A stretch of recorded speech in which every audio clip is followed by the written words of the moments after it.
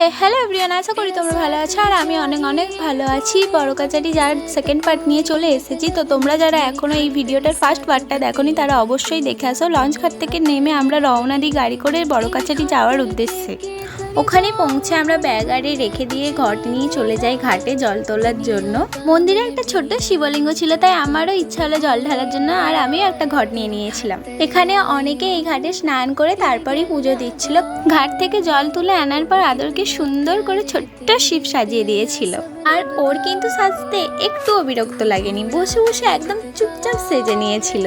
তারপর সবাই মিলে পুজোর ডালি নিয়ে চলে গেলাম মন্দিরে। এই মন্দিরটা অবস্থিত দক্ষিণ 24 পরগনা জেলার বিষ্ণুপুর থানার ঝিকুরবেড়িয়া গ্রামে। প্রতি শনি ও মঙ্গলবার বেশ ধুমধাম করে এখানে পুজো হয়। বহু দূর দূরান্তের থেকে মানুষেরা আসেন নিজের মনস্কামনা নিয়ে পুজো দিতে। ছোট্ট কাগজে তাদের প্রার্থনা দরখাস্তের আকারে লিখে মন্দিরের গায়ে বেঁধে দেন, আর তাদের মনস্কামনা পূরণ হয়। আর আমরা যে ভাবি বাচ্চাদের মধ্যেই ভগবান থাকে, এটা কিন্তু ঠিক কথা। পুজো দেওয়ার পর আমরা সবাই মেলায় ঘুরছিলাম। একটা দোকানে লক্ষ্মী ঠাকুরের পিকচার ঝুলানো ছিল। আদর লক্ষ্মী ঠাকুরের পিকচারটার সাথে কি সুন্দর কথা বলছিল দেখো।